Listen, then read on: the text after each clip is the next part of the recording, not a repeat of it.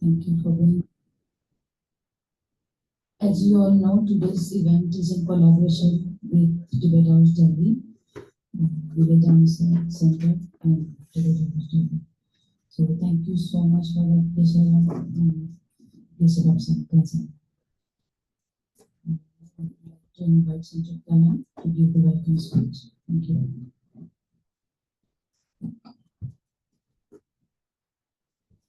On behalf of Menlhai Jamtse Ling Center, I warmly welcome all of you.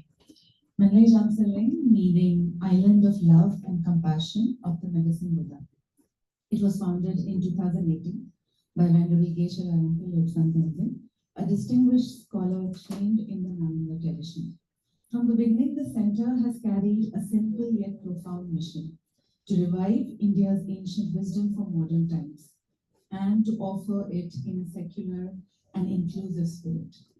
We are deeply grateful to Geshe Lobsang Tenzin, Sister Tenzin La, and to Tashi La, whose vision and dedication have created a space where the Dharma can truly flourish, and through whose efforts we have the incredible opportunity to gather today. And so, dear friends and fellow seekers of wisdom, welcome. It gives me great joy to see all of you here.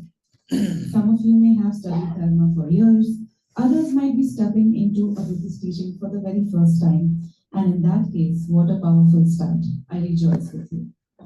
We are deeply honored to be in the presence of Geshe Dorji Damdul, a teacher who brings together rigorous scholarship, deep compassion, and a rare generosity in sharing the Dharma. Geshe studied for 15 years at Drapo Musaling Monastic University, achieving the highest degree of Geshe Rampa in 2002, and then pursued tantric studies at Gyumri Tantric Monastery College. In 2005, he became the official English translator for His Holiness the Dalai Lama, assisting with both public teachings and detailed philosophical works, including Nagarjuna's Fundamental Wisdom of the Middle Way and Shantideva's Bodhisattva Charya. Since 2011, he has served as a director of Tibet House in New Delhi, where he has nurtured thousands of students across the world through courses, retreats, and public teachings, and many of those students are also present here today. Today's teaching is based on Lama Tsongkhapa's In Praise of Dependent Origination. This is a profound text that honors the Buddha as the supreme teacher who revealed dependent origination and the very key to freedom from suffering. It beautifully illustrates the middle way, steering clear of the extremes of eternalism and nihilism. It unifies karma, rebirth, and emptiness, and reminding us that emptiness is not denial of cause and effect, but in fact, the ground that makes ethics, compassion, and growth possible. And above all, it is a call to practice, to contemplate, to devote, and to walk the path of wisdom and compassion with courage. As we prepare ourselves to receive these precious teachings, I find it helpful to remember a simple yet powerful image by Lama Tsongkhapa in the great treatise of stages of the path to enlightenment, and in the chapter How to Listen and Explain the Teachings. He speaks about 3 faulty pots. He placed the teachings early on because unless we learn how to listen properly, no matter how profound the subject, it cannot truly take root in our minds. The example seems ordinary, but yet it is very striking. So the 3 pots are the upside down pot, nothing goes in; a leaky pot, whatever goes in flows right out; a poisoned pot, even nectar turns harmful if it is mixed with pride or doubt. When I hear this, I think, this is me at different times, in different days. Sometimes distracted, sometimes forgetful, sometimes colored by my own judgments. This reminder is gentle, but little by little we can try to keep the pot upright, to notice the holes, to clean it out. And if we manage even a part of that, it's already a good start. On a personal note, today marks a full circle of 11 years since I met Geshe in Bangalore. It is a testament to Geshe's generosity, kindness, and confidence that in 2014 he chose to teach us Pramanavartika Chapter 2, a topic rarely exposed to lay people and usually taught only in monasteries. Throughout the text, Geshe planted seeds of compassion and encouragement. He reassured us again and again. Even if you don't get it, you are getting the imprint.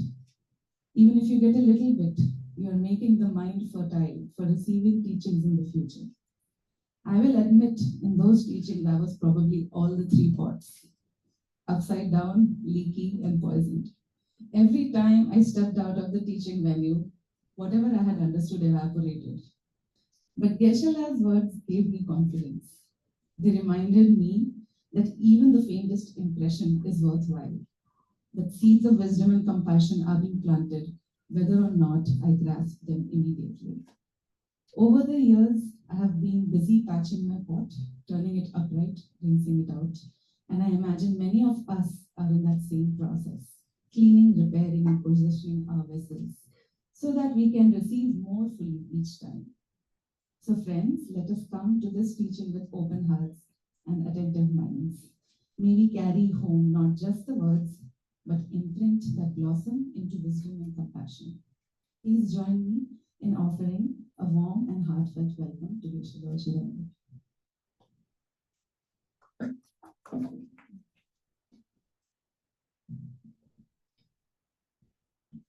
Thank you so much, Sanjit Bala, for the beautiful welcome speech.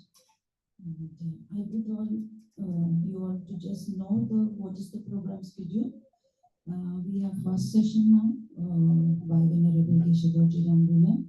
12 o'clock to 1 o'clock we will have a lunch break, and 1 to 2:30 we will have second session by Venerable Geshe Dorji Damdul again. 2:30 to 3 we will have tea break. 3 to 4:30 p.m. Third session again by Geshe-la. And 4:30 we will have talk times by Ling. I would request you all to stick to the time so that we get maximum out of this session. Okay. Thank you so much. As I would like to say thank you once again to Tibet House. As this session is in collaboration with Tibet House, we are very fortunate. Thank you. And thank you, Geshe-la, for this space. Please start with the session. Thank you, Mrinalini, and thank you, Sanjukta for your very kind the opening of this program. Those at the back, can you hear me? Those at the back, can you hear me?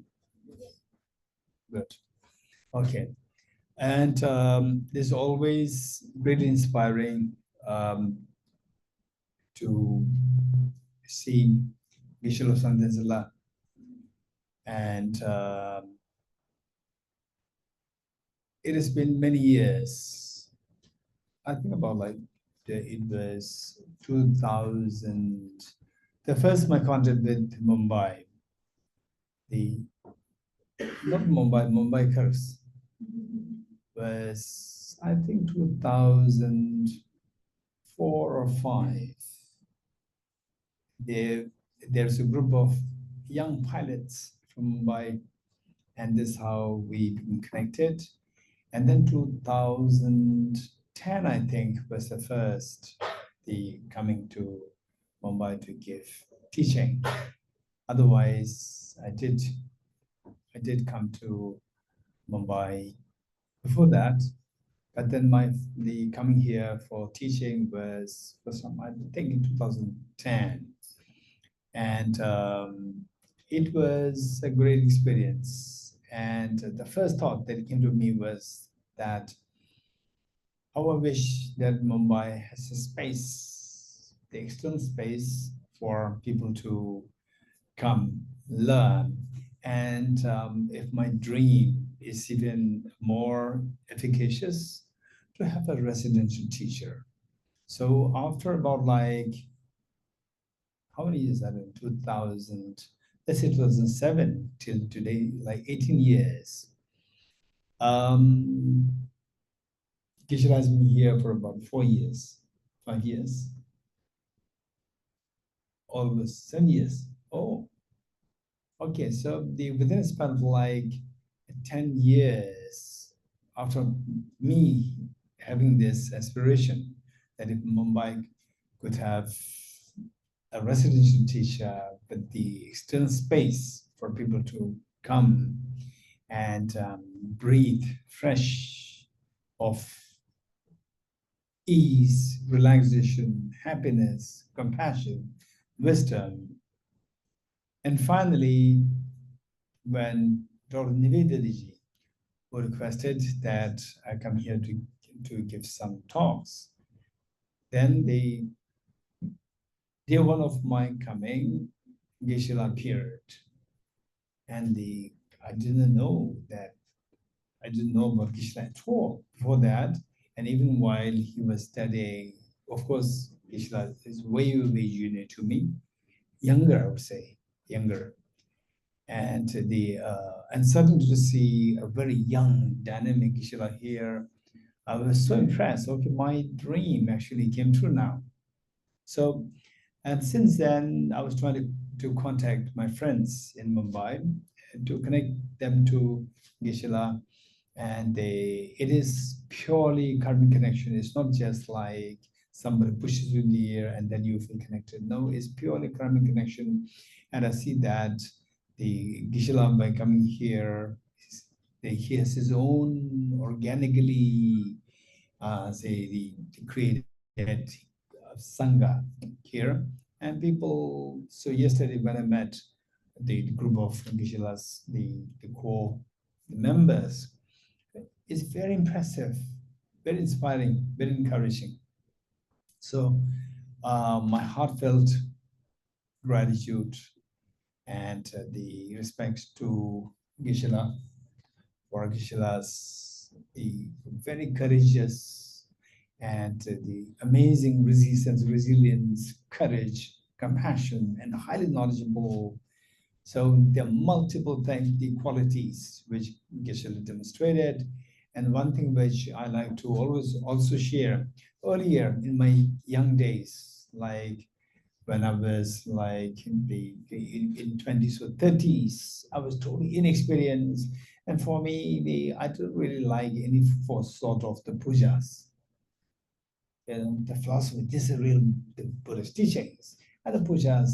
And now, over time, I realized because the Buddha is marked as somebody with an omniscient mind, a mind to see the predispositions, the propensities, the inclinations, the proclivities of each of the sentient being and teach accordingly.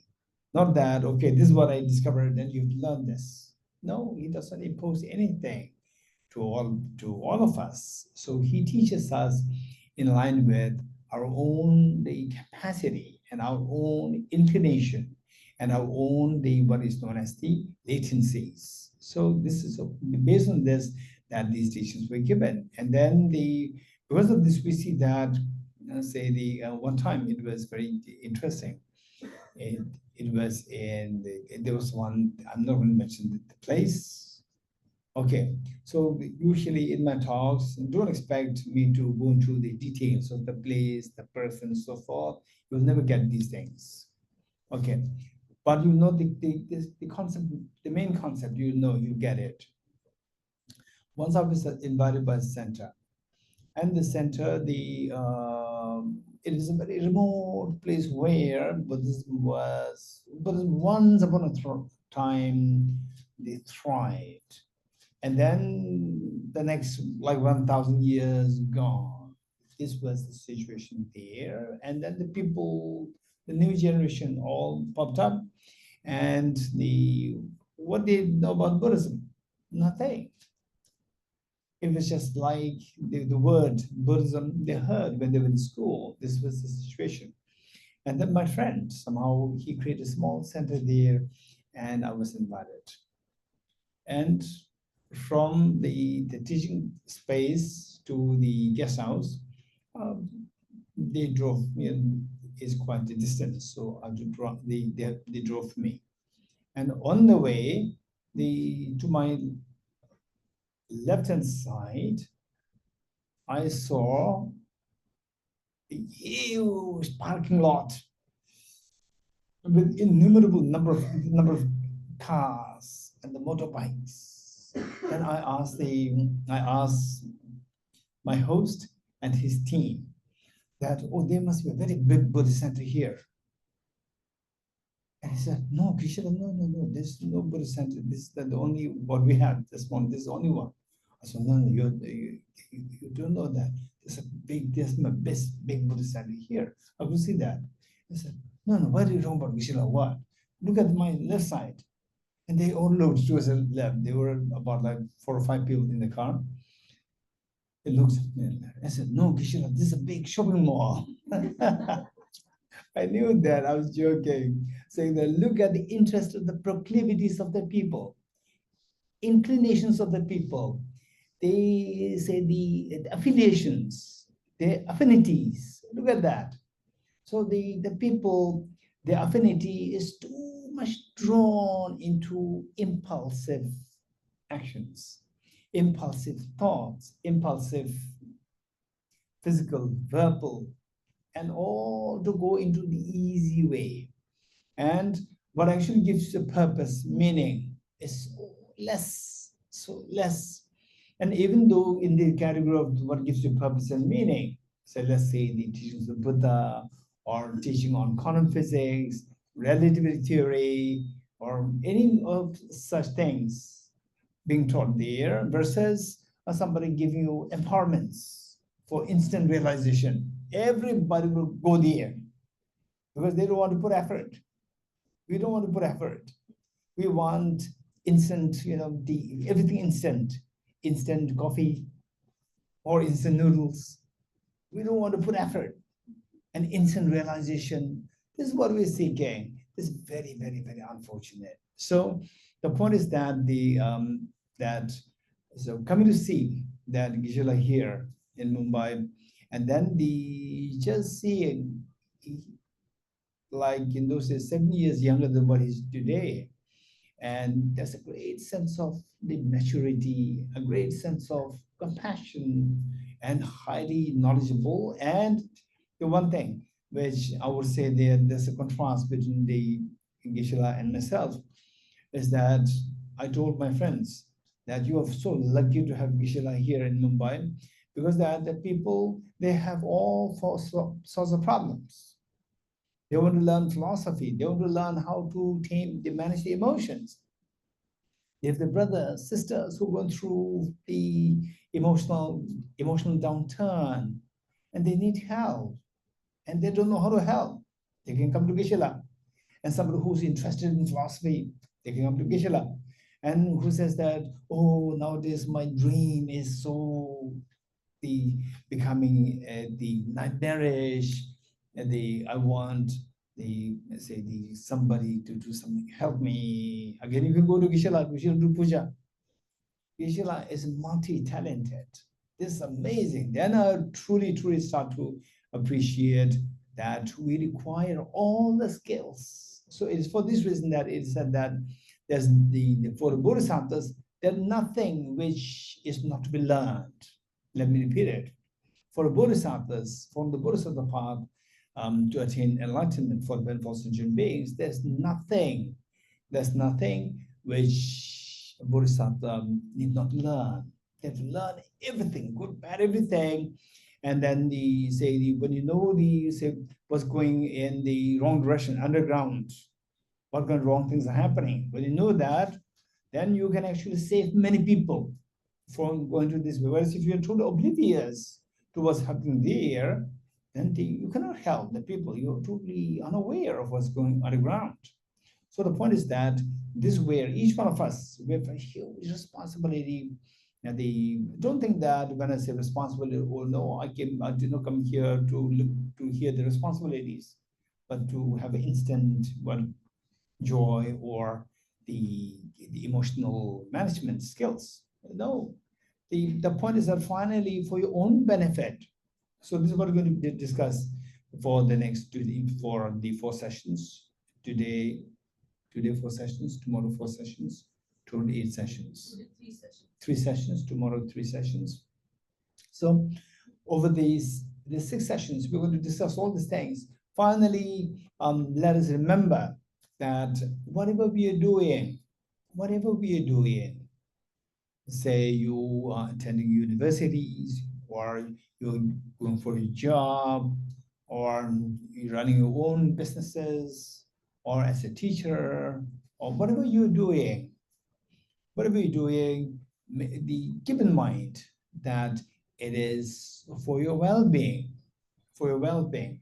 Then I may elaborate to say that for your well-being, for happiness, for your ease, and to reduce your the say distress, to reduce your pains. And meanwhile, if you're happy, then we see that you can spread the happiness to your family members. Otherwise, when you become very unhappy, family members, they love you so much, and they feel painful, they feel sad. So the first thing, before you help your family members, make sure that you help yourself. Then you remain a happy person. You remain. So don't expect that if all the problems will be solved. Don't expect that.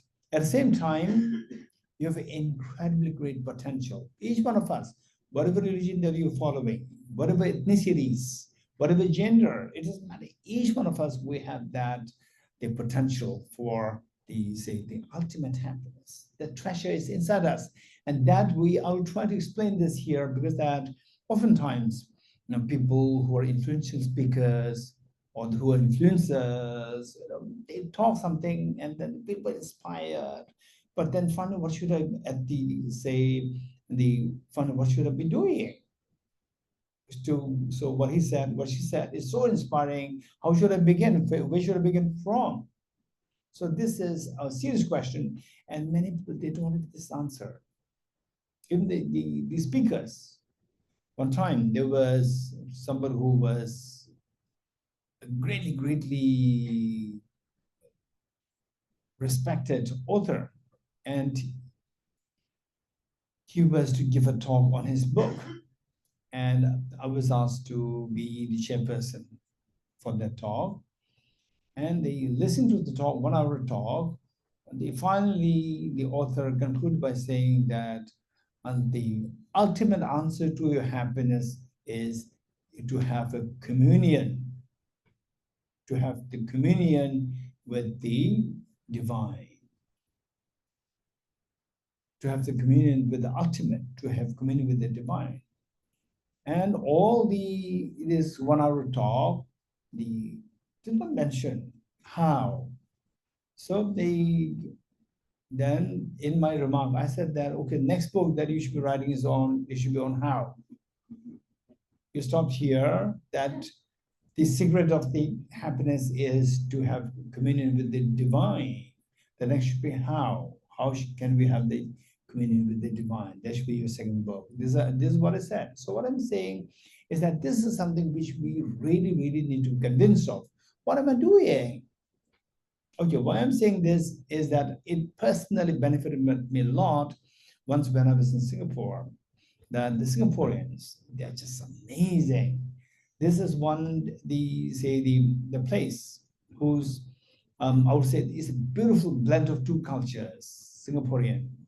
The Chinese culture, which is very hardworking, and the British culture, love for knowledge. So these two combined together, they say the Chinese culture, hardworking, plus the ancient China, there's the element of faith.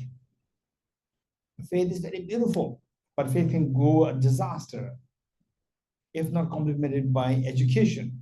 It can go disaster. It can lead us to fundamentalism. So the faith, hardworking from the Chinese culture, and then from the British, they inherited the love for knowledge. So these two combined together is a beautiful the synthesis of two cultures meeting. And the outcome is so beautiful, it's amazing. One time, it was in England. I met this Indian girl in Cambridge, and so 1 or 2 years later, when his son is visited, I think Oxford. So the same girl who I met in Cambridge, she again came for audience with the students. I don't know how she got audience with students, and her English is a blend of two languages, two accents. One is the British accent, particularly also the Cambridge accent, And then the Indian accent built together is more beautiful than the British English. It's amazing, so beautiful, so healing to hear a tinge of Indian accent with the beautiful English, the British accent combined together. It's this synchrony, the hybrid is so beautiful, more beautiful than the Cambridge accent. So His Holiness was so impressed by her English. Yes, I heard her English 1 year ago in Cambridge. And His Holiness was so impressed. And when she left, His Holiness said that how she speaks, the English is so beautiful. His Holiness said. Okay, so what I'm saying is that this is the Singapore. So the blend of two beautiful culture. So what I'm saying, that this is amazing. So here, Singaporean culture, it is not to be very blunt. No, they will never be blunt. So they'll be very sensitive to your thoughts. And my host, because the people were requesting for personal meetings, and my host, Tibetan Buddhist Center, the center there, they set up appointments, individual appointments. And finally, there was one professor, Singaporean professor, for meeting with me. Number one, Singaporean. Number two, professor, which means I was not at all expecting that question. So what he said is that, okay, Geshe, you're a Buddhist. I said, yes. Then he said that imagine that you are born in a different religion. Or do you think you will be still Buddhist? This is never the question a Singaporean will ask, particularly a Singaporean professor. It's very forthright, direct question. So what I said is that this question is extremely important. If this is the question, if you ask this question to everybody in the world, fundamentalism, religious fanaticism will all stop. Because that, yes, I am born in a Buddhist family, so therefore I become a Buddhist. Somebody is born in the Christian family, become a Christian. So this is how majority, I would say 90% of the people fall in particular religion is all because of that. And they think that they are in a way, I say this is how they're brought up. It's a training, brought up to believe in that particular tradition. So now so some of you may still have the same question to me. Say if you're born in any religion, do you think that you're going to be still a Buddhist? This is a very serious question. And what I would say is that for me personally, so this is going to be more like interactive and also brainstorming. And then I prefer question answer session, like minimum half an hour at the end of the session. Let's see that if there's a flow, there's a different story. If I would rather entertain questions. So in my case, what happened was that till I was 18, 19, I was brought up in a Buddhist community as a Buddhist and thinking that this is the ultimate. Then say at 19, thinking of becoming till 16, 17, 18, 19, for 4 years, thinking of becoming a physicist. Was that I was so fond of physics and mathematics while in school. Then there was the turnover. There was a little the turn with my path that that because of a strong belief that the rebirth was a Buddhist concept, and thinking that this is correct.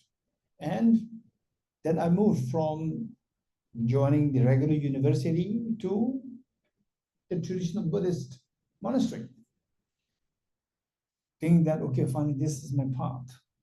And then my teacher, and also the principal of the Buddhist Institute Buddhist Dialectics, he happened to be extremely open-minded. So he invited one medical doctor, American lady medical doctor. to give a lecture on brain or neuroscience to his students, about 100 monks. Look at it. He did not have any modern education, but he's amazing open-minded. And he invited that lady doctor to give a lecture on neuroscience. And my teacher also, they assigned me to be the translator because the majority of the monks, they didn't speak English. So when I was translating, that medical doctor, the presentation that she made of the workings of the brain, workings of the mind, based on the neural correlates, that's so fascinating. And the biology that I learned, neuroscience that I learned, about the brain that I've learned in school, it was so basic, rudimentary. And what she taught is just amazingly fascinating. And being the translator, I had to focus to make sure that I did not miss, because however brilliant the talk is, if the translator misses, then the audience will get nothing. So I put my effort to grab the maximum of what she was saying. And because of that total focus, that night I did not really have a sleep, because my mind was constantly going after these thoughts, and whole my faith was shaken. If this is the brain, where is the mind? This was the question that came to the young boy's mind. If this is how the brain works, okay, so you speak the language, English language, because this part of the brain is activated. And whereas if you see colors, because of this part of the brain, and because of the emotions, you feel sad, happy, unhappy, kind, angry, this is because your amygdala is activated. You know, so everything that you assign to as a mental function is all the related, connected, shown to be connected with the neural code. In other words, neural correlates were explained. And I was so, at first, so thrilled, amazed. And second, my faith was shaken. If this is how the brain works, where is the mind? If there's no mind, where is rebirth? If there's no rebirth, why should I become a Buddhist monk? This was a big question. It really shook my whole existence. I already gave up university studies. And then now I was in limbo. What should I be doing? So this was the very serious matter.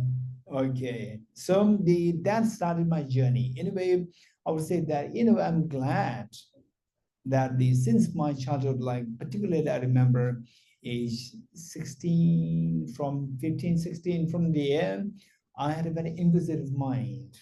I don't take things for granted. And the good thing, again, another good thing is that say when I learn something, and if I'm not convinced, I'll not accept it. I'll not accept it, nor will I reject it. I learn it. I learn, oh, he said like this. I don't understand what he's saying. So I don't accept it. But it doesn't mean that I have to reject it. Simply because I don't understand it doesn't mean that I have to reject it. So just keep it there. Keep it there. Don't accept. Don't reject. Just keep it there for further inquiries. So this is my approach since my childhood. And then this is reinforced. This is reinforced gradually over time with more studies of the philosophy, psychology, and so forth. And of course, my own thoughts, because with age, with the experience, you tend to start to see the broader reality. Okay, so there's a little bit about approach. Having said this, it's so important for us that first of all, say for example, we talk about the young ones, we talk about the startups, we talk about the CEOs, we talk about the corporate world and businesses and so forth. And then, oh, look, Mark Zuckerberg, he started from zero and now he's a billionaire. I look at this, what is that? Bill Gates. He was just like the dropout and from school, and then now he's a billionaire. So people, the thing is that say, do you say do these things happen? Answer is yes. These things happen.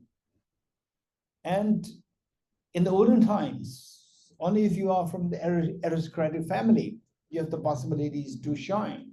And otherwise, you don't have the possibilities. For example, like me and many of us, we don't have the possibility. We remain a shepherd. And then, then we become a dust. That is our life. But now, with the development in the human the race, we see that we come to a point whereby, say, even ordinary person can shine.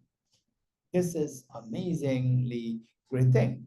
At the same time, what say, do you have the potential? Is it that everybody has the potential to shine? It's not that one time, say one of my relatives, and his son was doing so poor academically, he's so weak as a young boy, very weak in academic studies. And then his father was very unhappy. And then I told him that, okay, we never know. We never know. You cannot judge your son like that. We never know. Later he can become a big, big businessman. And all those people who are otherwise supposed to be shining in the school, so they have to go to him to request a job. We never know. And he started to laugh. And he said that I said that these things do happen in one's life. And he said that, but is 1 out of 10,000. We cannot expect that happening necessarily happening to my son. This is what he said. Okay, so from this, what we need to know is that what are the possibilities? Number one. Number two, what is your potential that these things can possibly happen to you? Two things. And if you see the potential, how to make it happen, how to awaken this potential. So three things. Some magic happens. Magic means something which is so favorable, something so good. They do such things happen in the world? If the answer is yes, then the next question is, do you have that potential to make it happen? If the answer is yes, don't just say yes, but you have to know how. Then next is how to make it happen. No, three things. So these are, if you are happy with these 3 points, if you're convinced with these 3 points, you will never feel bored in your life, number one. Depression, anxiety, and so forth, number two. And you can be a great inspiration to so many people. This is so important. Particularly, I see that in Mumbai, and I was the people that I know, they are the same. Many of them are counselors. So here we have the Shweta here and Vanashri here, and in Namrata we are also doing. So, and then here we have the greatest of the counselor, Gisela here, and we have, yes, Venerable Dr. Petrula here, yes, psychologist here. So we see that I would say that the majority of the people who I know who are into the counseling, so they're all from the Ashaji and Zubinji's students or the grand students of them. These two are great, great, great inspiration for so many people. So I would say that for counselors, particularly, these are the areas where you can heal somebody so quickly when you let the other person feel convinced, I do have the potential. And this potential can be awakened through practical steps. If you know these 3 points, then the healing can be extremely, extremely effective. So this is something that I'd like to share with you. So with this in mind, what I'm saying is that these 6 sessions that we have is going to be a little bit of interactive. And if you have your personal questions, which is, say, at the core, not getting any answer, just feel free to bring them up here. And if some are really, really, really personal, which you don't want to share in public, don't worry, and you can send them to me in written. I'll be very happy. But it doesn't mean that these questions should not be suppressed. These questions must be brought to the surface, bring them up, And if it is too personal, bring it up, not in public, but in the personal capacity, with your teacher, Geshe Dorji Damdul, and anybody so who you trust. So bring these questions up, and otherwise, if it's something very general, you can bring this up in the class also, so that, that everyone, including myself and Geshe Dorji, we all get the chance to think more. So this is how we grow. Each one of us, we grow. Okay, so having said this, and the first thing is that the inner life, what's the purpose of life? I don't want to go into the purpose. If you are interested, you can bring this up in the form of questions. And we do have the online participants also. And the online participants also, if you have questions during the questions session, please feel free to bring a question up. And the offline participants, Geshe Dorji, there's a lot of students here in Mumbai. You also feel free to bring questions up.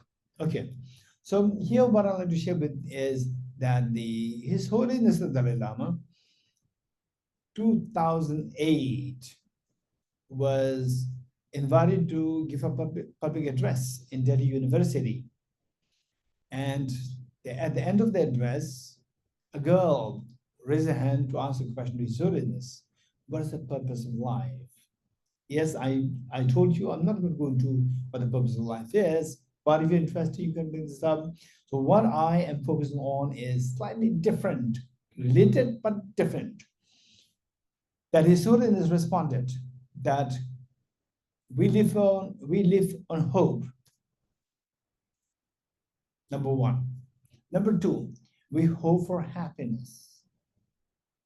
Therefore, the purpose of life is a genuine happiness. Seeking a genuine happiness is the purpose of life. So this is Holiness's response. From this, we see that we have some aspirations, the desire to do something. That aspiration is extremely, extremely precious. But this aspiration, while it is precious, it can drag us down into our destruction. It can create magic, or it can destroy us.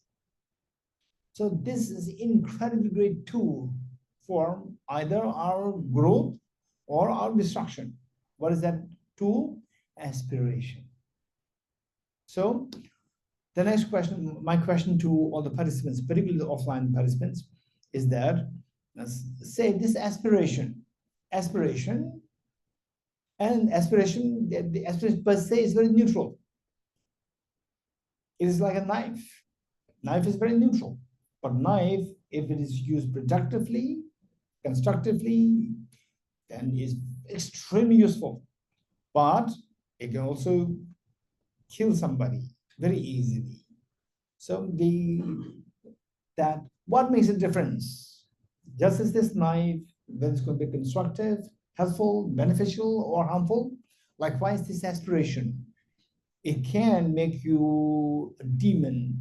It can make you a divine.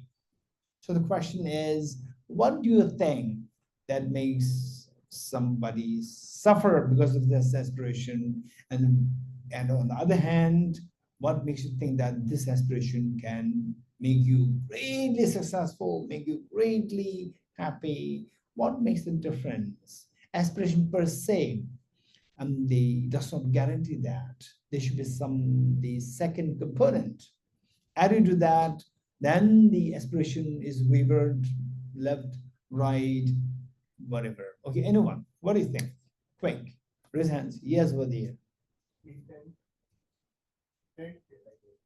Okay, so this intent again is much intent, aspiration, they are in more in a similar direction.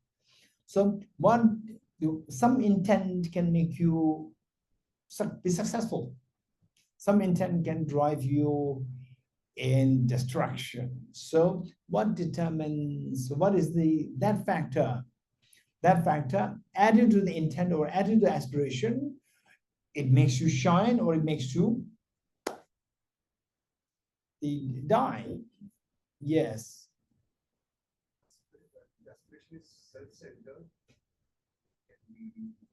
Okay, so now okay, so Tushar. So what Tushar is saying is that this aspiration, when driven by self-centeredness, can give rise to destruction.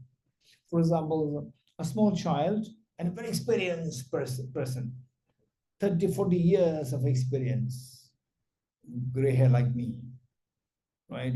Versus a young child, age 3 or 4, very selfish. And who can destroy more and who can be more successful? Both have the intention, both have the self-centered attitude, but who can destroy more? Naturally, the young one, we say, is pure. It's not pure, actually. You know that, right?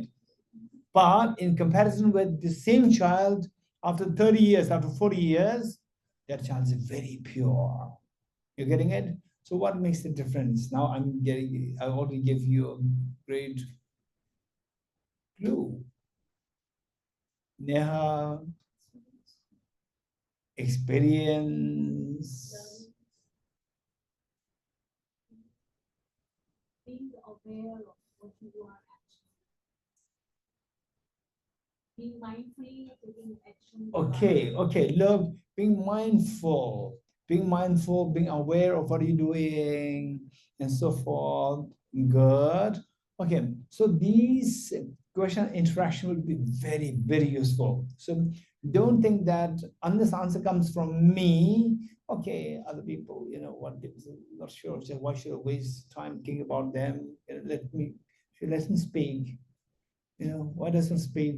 Please speak. Right? You may think like this. Don't ever think like this. Say, what I say is one opinion. What you hear, 10 people speaking, you get 10 opinions. That makes you so rich. That's so precious. Anyone else? What makes difference? Because I would say that 2 hours of lecture versus 5 hours of interaction. In many cases, 5-hour interaction can be way more effective, beneficial than 2 hours, 10 hours of lecture. Yes, here. I think that for me, I can speak from my experience. Yes. What my aspirations are. My aspirations are those which are. By the way, this is the mic. At least the offline participants can hear. And for the offline, I will try to repeat it. So your question was, what makes aspirations worthy or those that bring you down? Yes. So for me, the aspirations that come with a balance of surrender and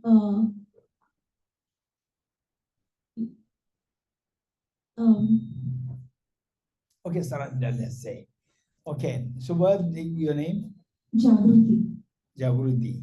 Yes. Okay, for the online participants, what Jagruti is saying is that the aspiration driven by a sense of surrender that takes you in the right direction. Yes. And when there's no surrender or self-righteousness, it'll take us to down the lane. Yes. Okay, so the next is that, okay, I have the aspiration to become a Nobel laureate. I have aspiration to become a Nobel laureate in physics, right? Or I surrender to Einstein, right?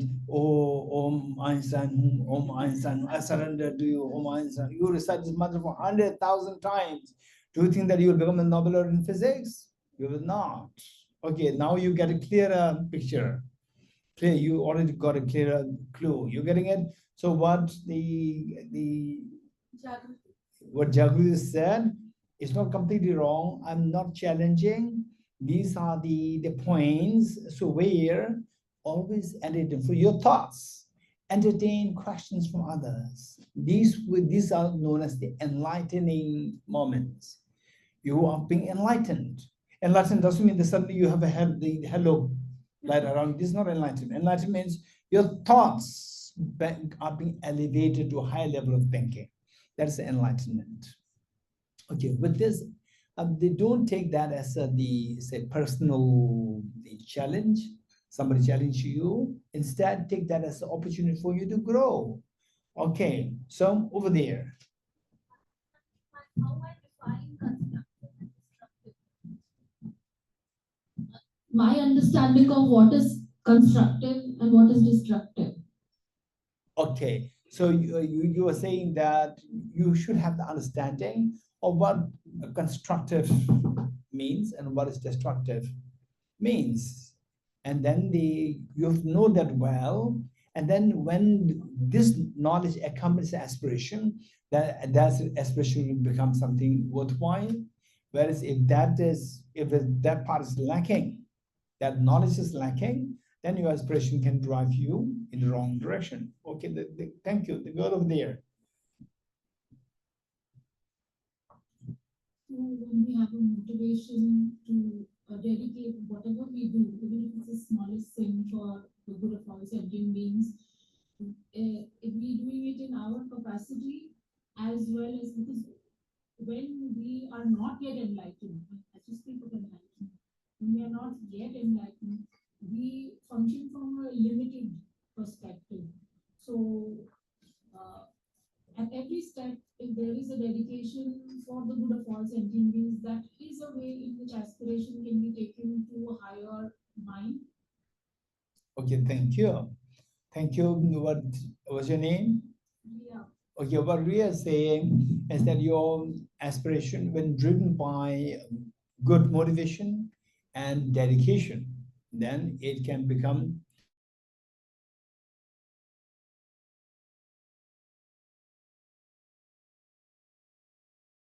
aspiration remains only aspiration. It doesn't become a source of joy or sorrow. so. How to become okay, for the honor and participants, what's your name? Anshuman. So what Anshuman is saying is that when the aspiration becomes all aspiration all the time, and when it doesn't become a source of joy, then it is a worthless aspiration. It neither becomes a source of joy or sadness. Because if I aspire to become a doctor, or if I aspire to become a billionaire, if I'm not becoming a billionaire, it might happen after 3 years. But for those 3 years, I'm not suffering. That is when it can take me higher.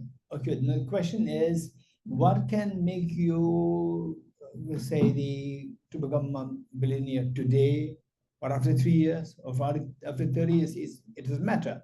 But what makes that aspiration to come true? What is that component to be added? Dedication.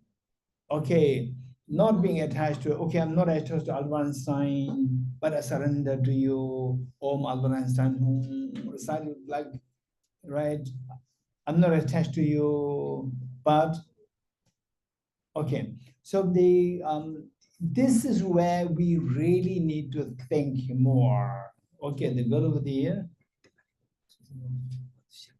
Yes.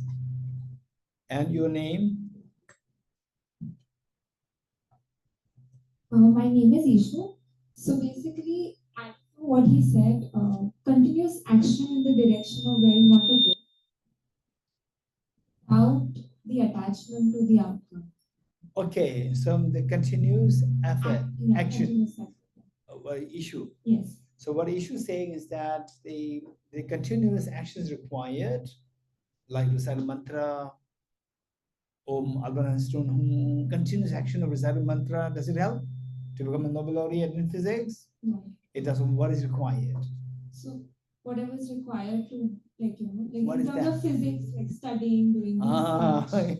Okay. How does study help? Tell me. That's interesting. How does study help you? Put it up first. Yes. How does study help? Okay. Now look, this is a good point raised. You touched that, and you didn't know how it came, right? So and why? Okay. Okay, Shweta. Yes, you are a professor. So professor has to tell us. Gisela, the first question or the second question? Okay, I'm confused. So my question is, what component is required to be added to the aspiration to make sure that this aspiration takes you to shine instead of to your going down? Geshe, I believe that the action should be coupled with the aspiration, and the action should have the quality of not harming others. Okay, I will not harm others. Einstein, I promise you, Om Einstein, Om Einstein, and I will have the action continues. I will not harm others. So the component of kindness and compassion. I'm compassion. Anybody who has to join, please join. I'll serve you tea also. Okay, so I'm expecting an answer from a professor, but okay, so Namrataji. Okay, Namrataji is saying wisdom, wisdom. Okay, how does it help? Namrataji, yes, yes. The When you remove ignorance and you study, you get knowledge, and that helps you differentiate between, aspiration that will help you shine or go the wrong way. So it's lack of ignorance and wisdom. wonderful, wonderful. Okay, so Namrataji is saying that the wisdom is required, and the lady here, your name? Yes, my name is Aura. I'm thought, but now I'm thinking that aspiration need to have trust to believe that this aspiration is. Yes, I yours believe in to Einstein. stay. Yes, I believe Yes, in and then Einstein. you're going forward. So I believe in Einstein. I recite the mantra all the time, but I never become closer to the Nobel, and my name never came there for the Nobel laureate physics, candidate. Never come there. Okay, so now they still what's your name? Sorry, Audra. Audra, Audrey. Not Audrey, but Audra. Okay. Okay, Audra. So what Audra is saying that we require trust. So again, the next question is how to build the trust. Because these are things we really need to think more. His Holiness the Dalai once upon a time, there's many years ago in what is that? Rochester, Mayo Clinic. In Mayo Clinic in Rochester, His Holiness is invited to give the address to like 500 medical doctors and medical experts. And in the course of the lecture, one of the doctors asked His Holiness. The question asked was that the job of the doctor is to make sure that the patient recovers quickly.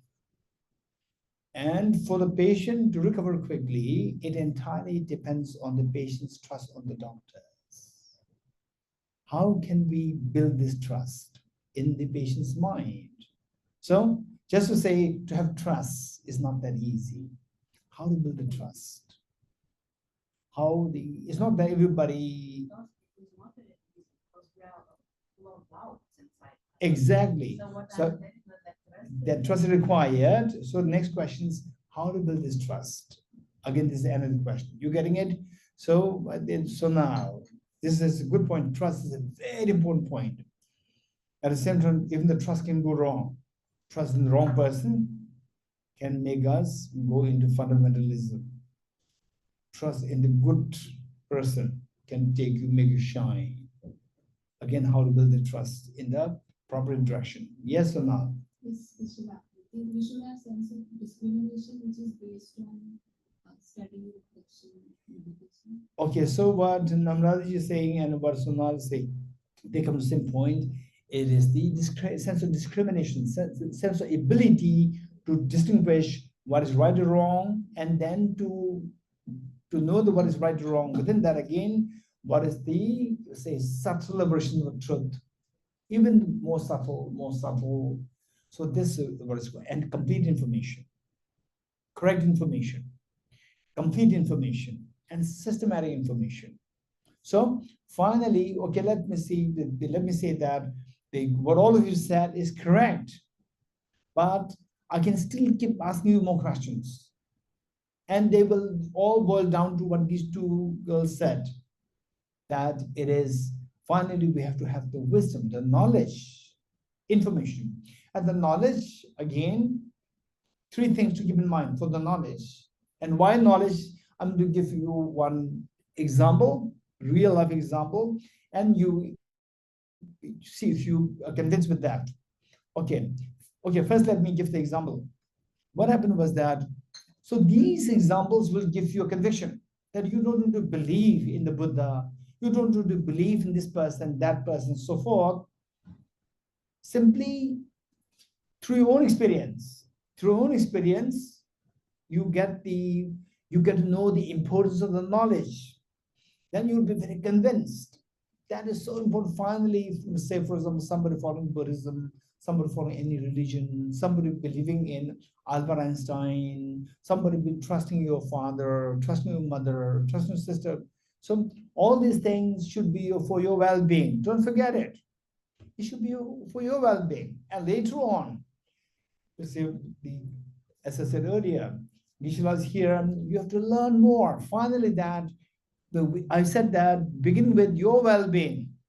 Start from your well-being, and then go to the expanding the sense of concern for the whole world, all sentient beings. They said all sentient beings. Okay, so later on a higher plane of the reality, you will come to discover that the highest level of your well-being and wanting the maximum for others, these two are synonymous. In the beginning, these two are very divergent. Say, when you work for your well-being, then the other's well-being has to be compromised. When you work for others' well-being, your well-being is compromised. That is the beginners. Okay, how many of you have this problem? Or how many of you have heard this problem? That, so look at my husband. He always work for other, and then neglecting the family. Resents, right? Look at this. The husband's complaint. Look at this. Pointing to the wife. Look at this wife. Always helping others, compassion, and neglecting one's own family. Right? I'm not even getting food. Right? So giving preference to helping poor people, right? So neglecting family.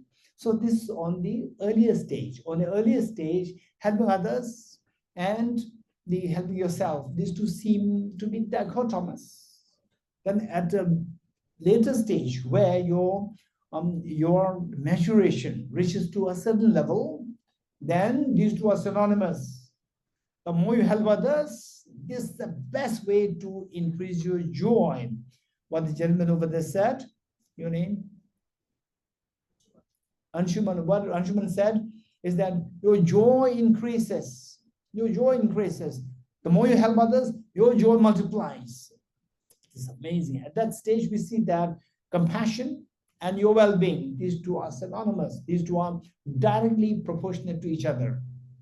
This is something that we need to remember. So, having said this, now let me give the story, share with you the story, a real life story. And then from there, you will get to know what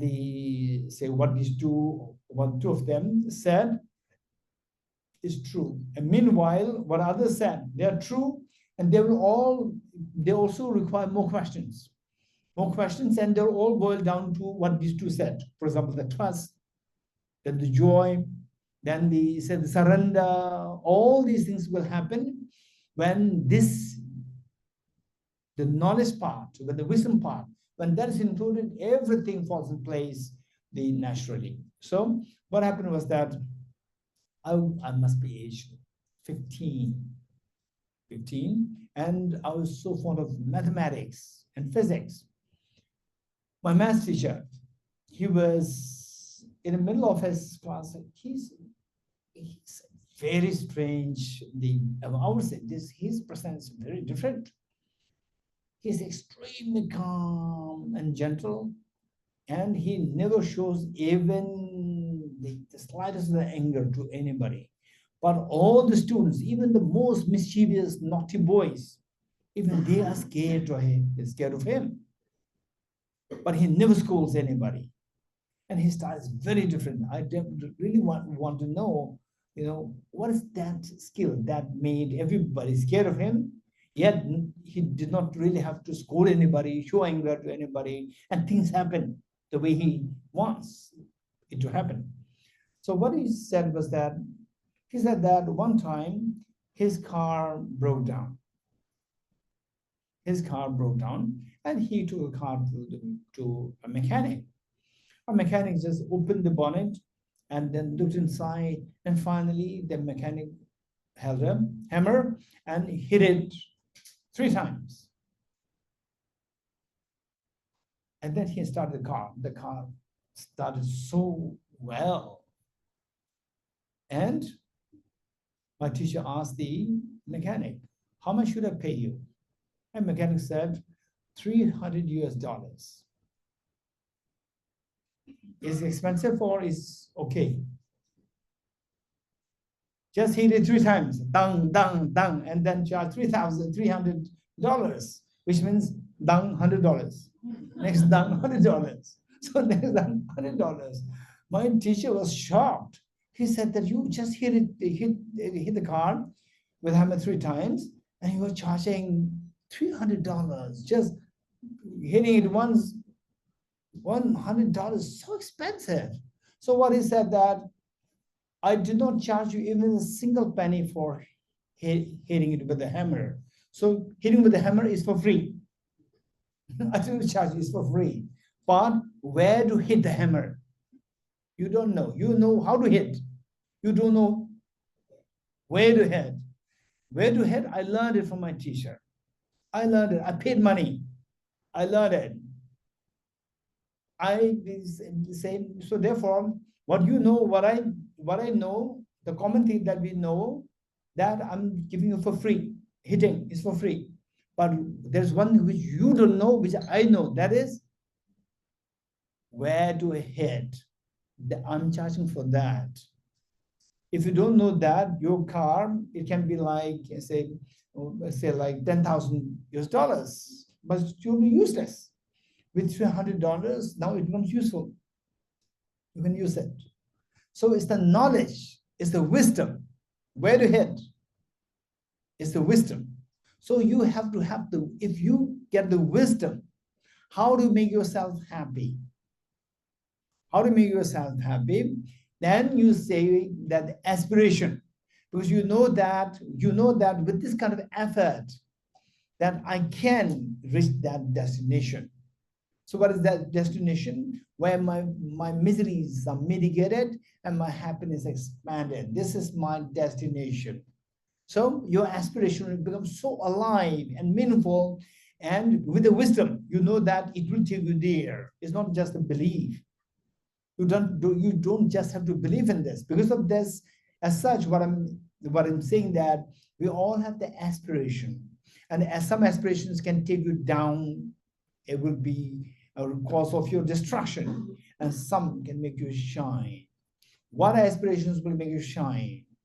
That is the aspiration supported by the component of wisdom that will make you shine. Aspiration with a component of the lack of wisdom. What is lack of wisdom? Ignorance. Where the aspiration is supported by ignorance will drag us into miseries. For example, say this one example that I give also is that, say that we all want to read the book In Praise of Dependent Origination. By the way, so one comment on this book. So Geshe put a lot of effort in making this happen, but it says In Praise of Dependent Origination by Venerable Geshe Dorji Damdul. That's not true. In Praise of Dependent Origination was by Lama Tsongkhapa, not Geshe Dorji Damdul. You're getting it. Okay, so Mrinalini, hey, make sure that don't drag down Geshe-la's name. Right? Hey, Sanjuda, where's Sanjuda? Where's Sanjuda? Hey, help Geshe-la. Okay, who helped Geshe-la? Huh? Who helped Geshe-la? Huh? Ale, so not from anyone here. Did you not know that? Okay, Geshe is protecting you. Okay, so those are small things. So therefore, so many people may be so interested in who is that? Right? Okay, so these are the this. Okay, so what I'm saying is that wisdom plays a very important role. So what kind of wisdom? Again, the next question is wisdom. There's so many kinds of wisdom. What kind of wisdom? This is so important. Finally, keep in mind that the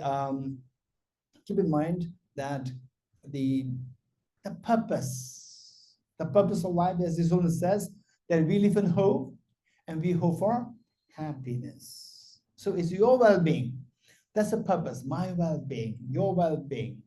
And so with this, for example, let's say that, always use our intelligence to increase your knowledge. And this will give you confidence. And this confidence will then give you a joy. A very efficacious prospect of your accomplishing what you are seeking. Confidence will be there. So that confidence will give you so meaningful and alive with full of vibrancy and joy. Whereas that, say, when you are not too sure of your future, then it gives you a deep sense of apprehension, sense of the uncertainty, and this is really great, stressful. So when I see people, for example, young ones graduating class 12, and they have aspiration to become a medical doctor, and then now they are not supposed to live with just their aspiration. They do something. Say, for example, here in India, you have to sit for exam, entrance exam, and then you have to clear this, and you should be selected. And whether you're going to clear the exam or not exam, and then it's not just clear, you should actually reach what, 1%, 10% of from all the people who are sitting for the same exam. You should reach the top 5 or top 10 like this. If you don't reach that, then you will not get there. And look at these young people. I could feel their pain. It is full of uncertainty there, whether I will crack this exam or not. Full of uncertainty. This is so depressing because they don't see the clear picture that they are going to become that. So for us, we need to have this. We have the aspiration, and the aspiration, in order for this aspiration to continuously give you joy, increase your joy, is determined by whether or not this aspiration is supported by the wisdom. Wisdom to give you a clear picture of what you're seeking. Okay, having said this, the wisdom, there are so many kinds of wisdom. There's so many kinds. And particularly one wisdom which can be extremely helpful in all forms, particularly with respect to you accomplishing what you want to attain, is the wisdom of dependent origination. Wisdom of dependent origination. And this book is with you, all of you. This book, in praise of dependent origination, in praise of the wisdom of dependent origination. So this text, the study of this text becomes so important for us, knowing that, okay, yes, now, so we are seeking something, which means that we have the aspiration to make sure that this aspiration works, to take you to the desired goal, is determined with wisdom. Now, wisdom, there's so many kinds of wisdom, and the wisdom which is very relevant to take you to the desired goal is the wisdom of dependent origination. And you may be wondering, suddenly jumping to this point, wisdom of dependent origination are required for you to attain your goal. Let me give you one example. This is amazing. Okay, so the example that I'm giving you is a real life experience related to the understanding of dependent origination and lack of understanding of dependent origination. See the difference. Once, I think about like 12, 13 years ago, I was going for a personal retreat in Laos Spiti. And so we have to cross Rohtang Pass. How many of you have crossed it? Raise hands. How many have crossed Rohtang Pass? Okay, the Perak, no. So now you will never cross the Rohtang Pass. You know why? Huh? Now tunnel is gone. Nobody wants to spend 4 or 5 hours crossing the Rohtang Pass. Tunnel just 15 minutes. So people prefer that. Now no Rohtang Pass, unless you want to go there just for that purpose. Okay, so I was crossing that. That was the time that the tunnel was being dug. And it was my first time, no experience. My friend organized a taxi, small taxi. And somewhere in the middle of the pass, my taxi got stuck, which means go back 2 hours, carry the car, impossible. So, okay, now finish. Now what do you do? We cannot call the mechanic. No connectivity. And to my surprise, taxi driver didn't get out. I also didn't get out. But there were people around. I don't know where they came from. There were people around, young men. They're just happily chatting, laughing, smiling. And it was not a gloomy moment. It was a very, say, bright environment where people are smiling and chatting, so happily chatting to each other. And so some young men, 4 or 5 of them, they came. We did not request them also. They just lifted our small car and put it in the same place where we could drive safely. Wow, I was so relieved.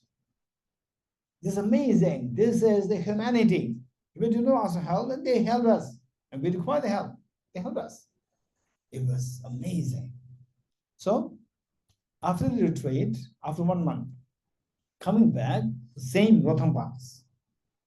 Rohtang Pass like this, at the top is a plateau. And I got stuck the first time going there, I was stuck in the middle of the pass.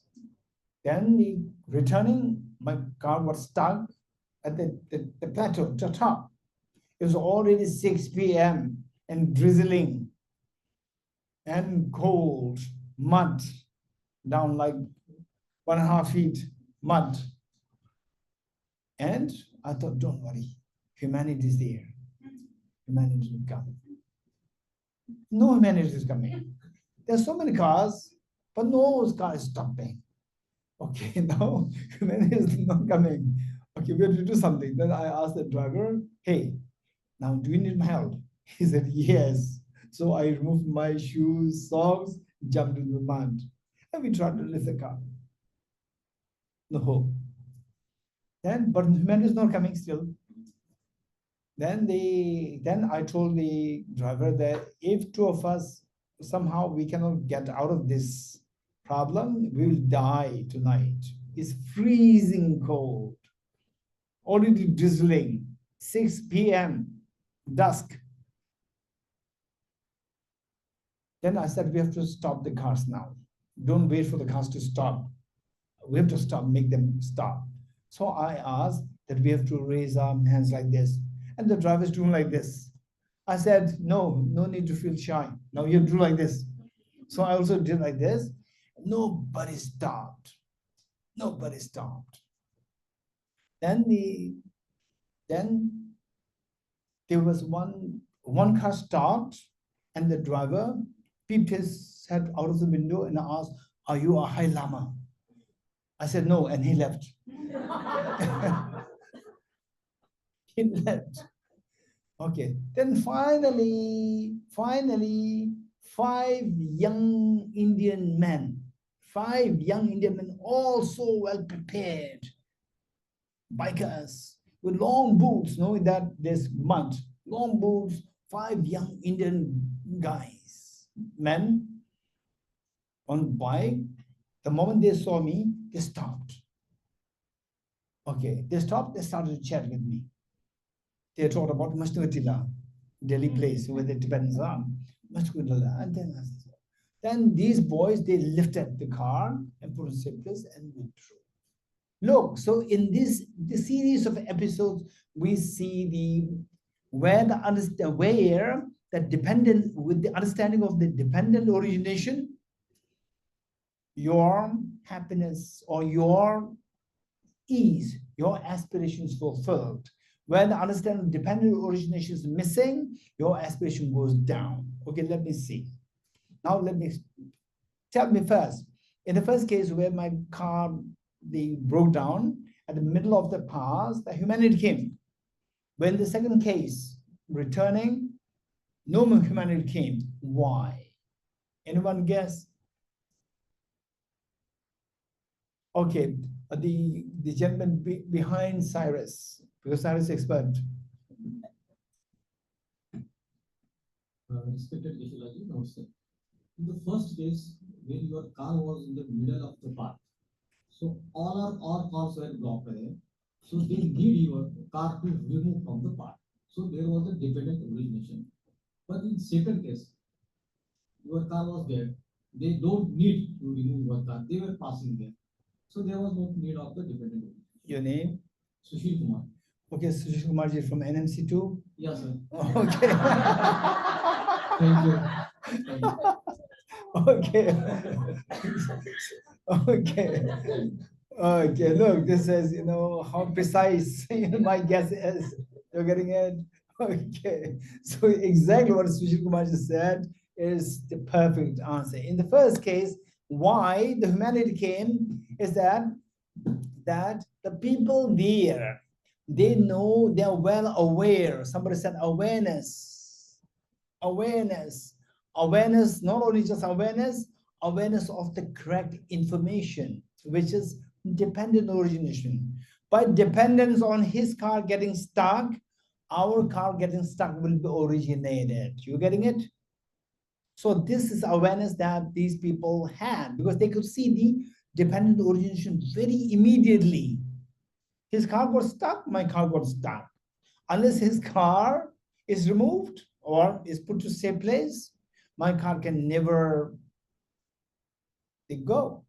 So even if we kill him, we throw out of the cliff, still nothing will happen to our car to move. So the best thing is, no point in showing anger. Make his car move so that we can also move. So they see the dependent origination very clearly, very evidently. When one sees the dependent origination very clearly, then you'll make things happen. There's no anger required. There's no agitation required. You will just lift the car, help this car, and make it move, and your car will, but dependence on his car moving, my car moving will also happen. Originated, dependent origination. So in the first case, these people had a very clear understanding of dependent origination, which they can see, very imminent. Whereas in the second case, they don't see that dependent origination clearly, because they think that we are not dependent, I'm independent. You getting it? That his car getting stuck, dependent on that, our car getting stuck will not happen. So there's no dependent origination. This is what they're thinking. In actuality, answer is wrong.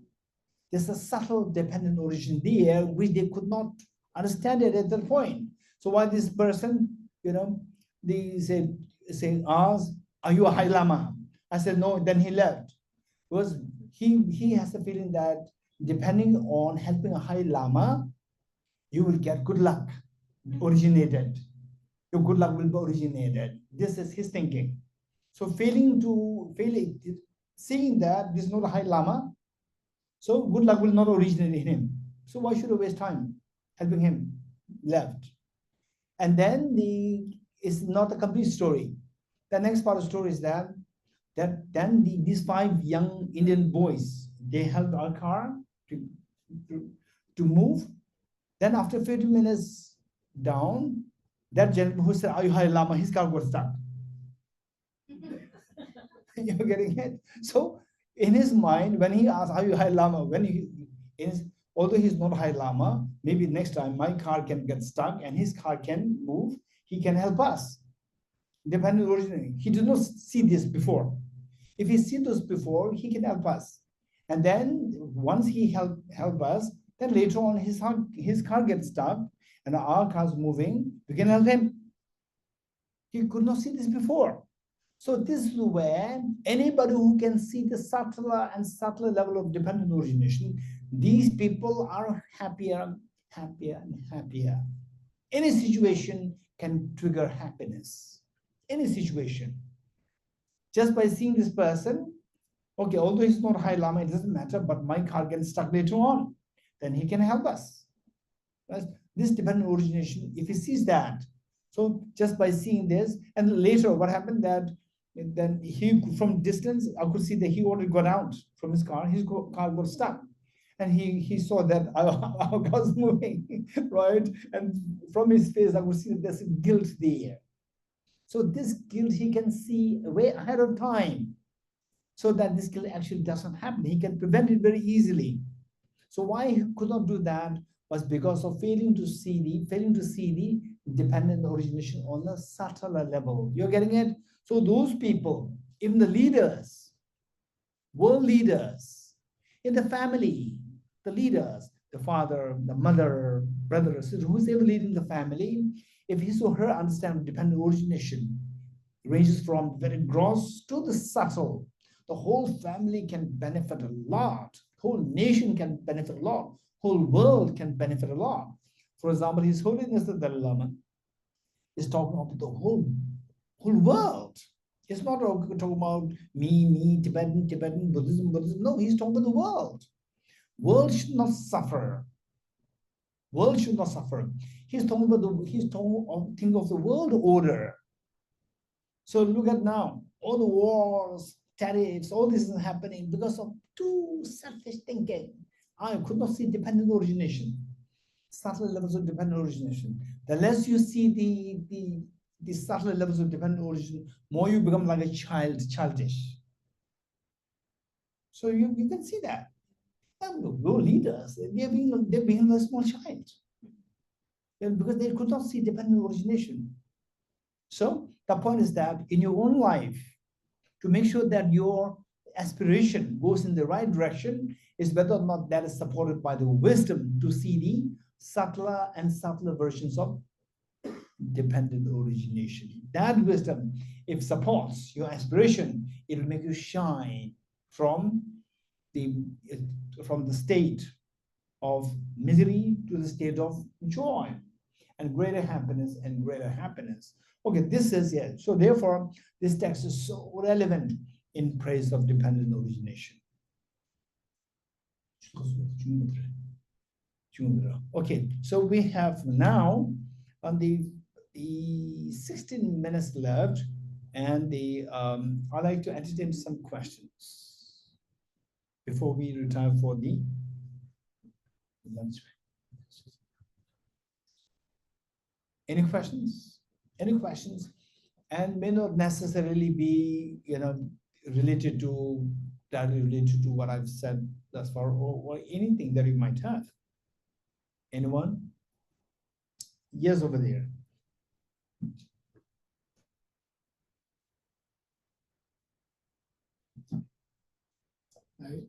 There are two thought processes or two different kinds of faiths which are there when it comes to whether there is an afterlife or not. There are many religions and many thought processes which believe that there is an afterlife, and the karma has to be created for it or removed depending upon which thought process we are following. And then there is another thought process which says there is no afterlife. My question is, if there is infinite life, why worry about it today? I can always correct it in the next karma because it is going to be continuous. And if there is only one life, then why worry about it? Just enjoy the life. Okay. Okay, the question for the online participants, the question is that with respect to the existence or non-existence of karma or future lives, there are two schools of thought, there are two ways of thinking. The one group saying that there is rebirth, future lives.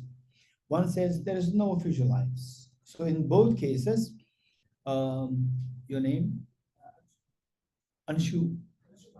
Anshuman, thank you. So what Anshuman is saying is that if there is rebirth, then that's good news. So enjoy today, chill out, and you have next life. So this life destroy, enjoy, pubs, no study, and then you still have next life, right? And then the next life, okay, may I be a Buddha next life, right? This life, please let me enjoy. Okay, or if there's no life, enjoy this life, and next life, don't worry, it's in any ways it's not there, so why should we worry about it? Okay, so these are the two thoughts. Say so what's the question? Is a comment or a question? Now, I mean, if there is going to be infinite lives, then what's to worry about today, and why work on the karmic part of it? And if there is going to be no life, why work on the karmic part of it now? Okay, let's say the Ashuman. Okay, let's say Ashuman, today no lunch for you. In any ways, tomorrow we'll give you lunch. You'll get lunch. Tomorrow you'll get. So today no lunch. Right? Are you happy? Not happy? Not happy. Okay, so although you're going to, don't worry, tomorrow you'll get it. Okay, tomorrow also not. Maybe next year.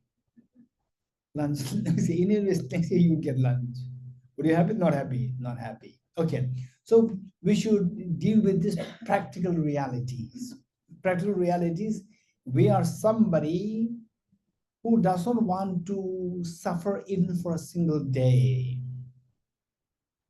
Even though you see the prospect that from tomorrow all your stress will be gone, 100% your stress will be gone. But for one day you have to, you have a choice: either half day stress or full day stress. Which will you go for? Which one? You'll go for the half day, not the full day. So therefore, the point is that we don't want miseries, whether for even for a short while. We don't want to go through miseries. So this is a reality. So with this in mind, even though there's say there's rebirth, next life, don't wait for the next life, because this life is very precious, and this life determines what the next life is going to be like. Say your school days decide your college days, your college university days decide your adult life, meaning your career. And then, so even when I'm in my 30s, 40s, still, I have another 30, 40 years more. No, your today is very important. So that's one thing that we need to remember. The next important thing is that I would say that more important question would be whether or not there's rebirth, whether or not there is next life. So I would suggest that don't just say that, oh, according to this tradition, according to that tradition. Instead of that, it's about your well-being. It's not about that tradition's well-being. It's about your well-being. For example, there's one gentleman, in the university. I'm going to not disclose the university, and he was feeling, he was from his mind, oh, say the poor Tibetans. This was his mindset. And I told him, we've been very close. I told him that, hey, professor, next life you become a Tibetan. If you're born as a Tibetan, what will you do? You believe in rebirth. What will you do? He never thought about that. He thought that Tibetans, I will never be Tibetan. So next birth, if you're born in Tibetan, what will you do? You be prepared now. You have to think about it. Right? He said, he has no answer. He been stuck like this. So the point is that it's not about somebody, it's about your well-being. So don't forget it. It's about your well-being. Say today you may be Hindu, next life you may be Christian. We never know. Today you may be Islam, the Muslim. Next time you can be Christian or Hindu, right? So this is where we never know. The point is that, but according to this tradition, there's no next life. So the either up down, right? Heaven or hell. Or no, I don't believe in heaven, hell. I don't believe in rebirth. There's nothing, you die, finish. It's not about what you believe. You take cyanide, consume cyanide. I don't believe in cyanide. I take it, it'll kill you. Reality and what you believe can be dichotomous. So, what is the reality? That is to be explored. What is the reality? So, the reality, there are three kinds. One, which is directly visible. For example, like, okay, I'm thirsty, there's water here. It's a reality, directly visible. So that I don't have to believe in the Buddha. Oh, the Buddha said there's water here. No, I don't have to believe in Buddha for the whether there's water or not, right? Buddha, is this water? Shall I drink it, not drink it? No, you don't need to check with Buddha. You know that experience. For those things which you can directly know, you don't have to rely on some other high authorities. Now, the second class of reality, which you don't have a direct access. For example, electrons, protons, neutrons, and they grab the weight of the mass of the electrons, protons, so forth. You don't have direct access. But for this, you don't have to believe in somebody also. This is something which we can, by the power of your reason, the power of your, say, the experimentation, by the power of your mathematical formulations, you can understand the subtler reality. There's the second class of reality. Third class of reality, for example, like whether or not there's rebirth, that doesn't fall, that falls under second class of reality. With pure reasons, rationality, you can decide whether there's rebirth or not. It is not that very obscure reality. There's the third class of reality. For example, like your date of birth. Okay, tell me which month you were born. March. Which date? 18. Okay, 18 March. Did you see yourself being born on 18 March? And are you sure you're born on 18 March? Huh? You celebrate every year, 18 March. How do you know that you're born on 18 March? You have to believe in somebody. You're getting it? But E equals mc square. E equals mc square, or say the say 100 divided by 10 is 10. 100 divided by 10 is 10. Don't ask your mom. You're getting it? Ask Albert Einstein, or ask your physics teacher, ask your maths teacher, and don't trust them. Don't trust them. Learn what they say, and then see from your experience whether it's correct or not correct. That is number two, where you learn from somebody and then you subject this to this, subject it to your own analysis. Don't believe what the Buddha taught. Don't believe what your teacher said. Learn from them, and then subject it to analysis. With this analysis, you are convinced. Then you accept it. So rebirth falls under this category. So therefore, this is something. And then particularly, I would say that there are many traditions who say that rebirth is there. Be bold enough to ask them, particularly their scholars in these different traditions, to ask them, how can I know that there's rebirth? What reasons are there? Learn the reasons, and some reasons they will take you into blind faith. Blind faith has no room to understand quantum physics. Blind faith has no room to understand the relativity theory. For this, you have to study. Therefore, that you have to convince based on reasons. No blind faith room is there. For example, say whether or not there's a tea here, no room for blind faith. It's your direct experience. So there are some phenomena which you can directly experience, some phenomena which you can experience through reasoning. There's third class of phenomena which you can understand through dependence on the authority, high authorities. There are three classes. So you should not mix up the three classes. So rebirth falls under the second class, where your reasons can decide. But the reasons, many people, they don't have the reasons. Even these teachers, some teachers from different traditions who believe in rebirth. If you ask them, how do you know that there's rebirth? Many still have the question mark. They don't have the answers. But they very strongly believe in this.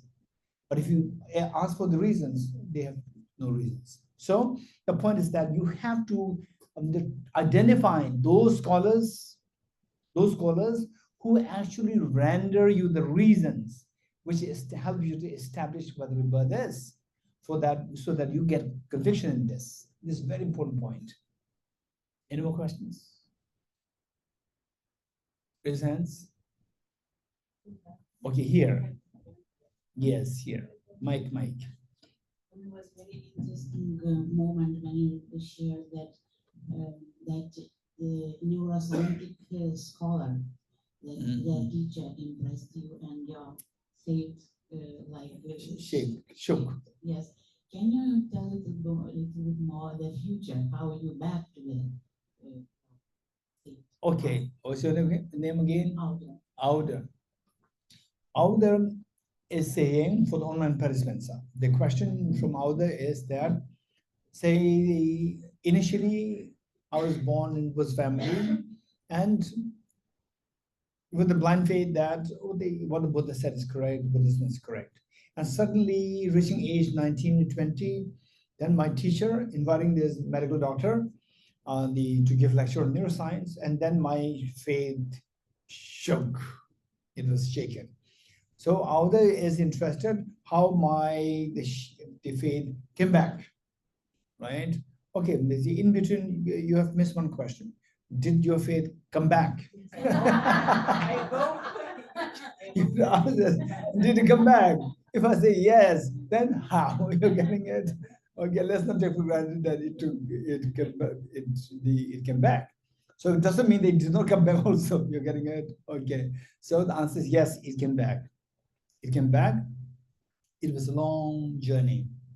It was a long journey. In fact, the moment that happened, I think that it was quite something which has really shaken from deep inside me, that of my confidence in the Buddha's teachings. Was this the foundation? It really shook me so bad. But the good thing is that I'm so lucky that I don't take decisions rashly. So I do not say that, okay, now I'm going to quit Buddhism. I didn't say that. So in my mind, I just told myself that, okay, Dorji, now this is the real journey. Thus far is a journey based on your blind faith. Now is the real journey. So don't start with the Buddhism is correct. Start from it can be correct, it can be wrong. Start with a clean slate. I told myself. I was just 19 or 20. I told myself, and then lucky that the monasteries, there are two kinds of monasteries in general. One, which is primarily based on rituals and no philosophy. And in the monastery, academic monastery, they follow the reason of the academic studies. And the monastery where I was enrolled, it happened to be the academic institution. I'm so lucky from that point of view. And then there, particularly the book by Acharya Dharmakirti, a great logician, Indian logician of 7th century AD. He wrote a book, Pramana Vartika, particularly the Pramana Vartika, which has four chapters. Second one is dedicated on rebirth. And that is amazingly powerful reasons given there. And it doesn't give you any kind of the storytelling. It doesn't mean the storytelling, they are not powerful. Storytelling about the rebirth. Yes, in my own life, I've seen people whose religious belief system do not allow you to have this understanding of rebirth. And then they witnessed the reality of rebirth in the villages. One story was that I was in the Nigeria with His Holiness. Perhaps that was the second or the third Muslim country that His Holiness was visiting. And I won't say Muslim country, is the predominantly Muslim and Christians. Because there is His Holiness movements, there is all VIP movement, VVIP movement, taken care of by the governments. So the government security guard was escorting me when I was going to the airport, the head of His Holiness movement, because I have to take care of the passport, all these things. Then from the Nigerian government, they sent the policeman with me. And it's like 1 hour drive to the airport. So we have full 1 hour. And he started to ask me a lot of questions. He said, what's the essence of Buddhism? And I told about the very complicated philosophy. He's not interested. Finally, somehow it came, the topic slided down to rebirth. And suddenly he became so interested. He said, tell me more about this. I said, why are you interested in this part? So what he said is that in Nigeria, believe it or not, in the villages, this kind of the incidents. So you will see many such incidents. Small children, just age 2, 3, these children, they're talking about their former life, their previous life. They said that this is not my house. My house is somewhere here, and mentioned the name also of the village. The family members, they mentioned the family members. And the parents, they took the child to this village, this boy or the girl is mentioning, this village is there. And family is also there with the same name. All can be tallied so well. And he said that in Nigeria is predominantly Islam and Christianity.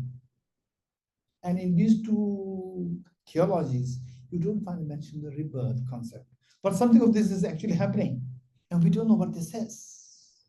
So later, through his own inquiry, he came to learn that rebirth is a phenomenon which is accepted by other religions. So therefore, he becomes so interested. These things are there. These things are there. So in my case, they say, in my case, see, reading these things, listening to these things, very helpful. But I don't use them as reasons to establish rebirth for others. Instead, it should be concrete reason rather than storytelling. These are like storytelling. But is it that these stories you're gonna trust them? They can be useful for us. The first generation is useful. The moment it's passed down to second generation, then you can distinguish between what's a genuine story and a fake story. You can distinguish the moment it gets to the second hand. The first hand is very reliable because you're meeting the person. For the Nigerian policeman, Nigeria, who did not hear about Buddhism or Hinduism before, just having his own belief system. So here, and the fact, what he's observing in the villages is that all these things are, so many things are popping up. Small children talk about the thermal lights. So these things are there. In my case, these stories help me, but this should not be the main ground for me to believe in rebirth. So for me, this book by Acharya Dharmakirti, which talks about the rebirth through pure reasons relatable to your experience, combine them together, then the conviction in the rebirth becomes clearer, clearer, and clearer. So my faith came back. Okay, next question.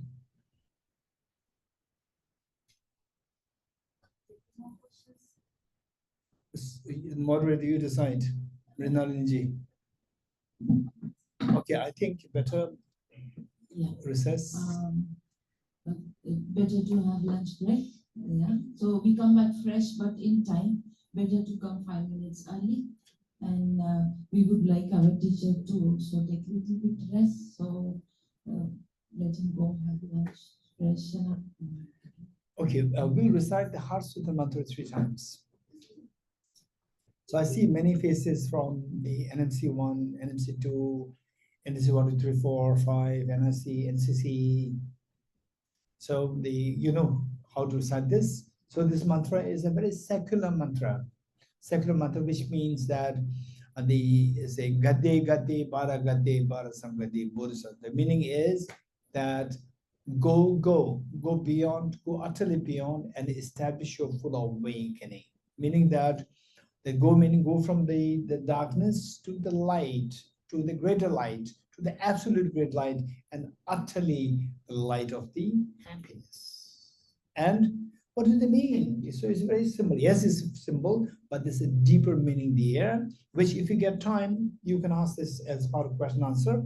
If we have time. Okay. Teata Om Gati Gati Paragati Parasamgati Bodhisvatyata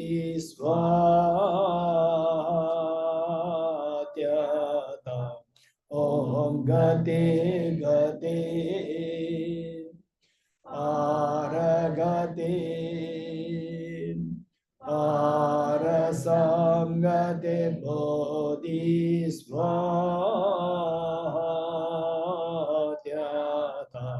Om Gati Gati Paragati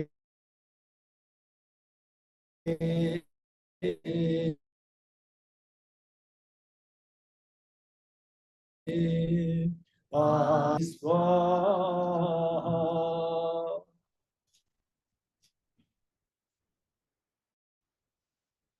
Okay, all the online participants, offline participants, see you in an hour. See you.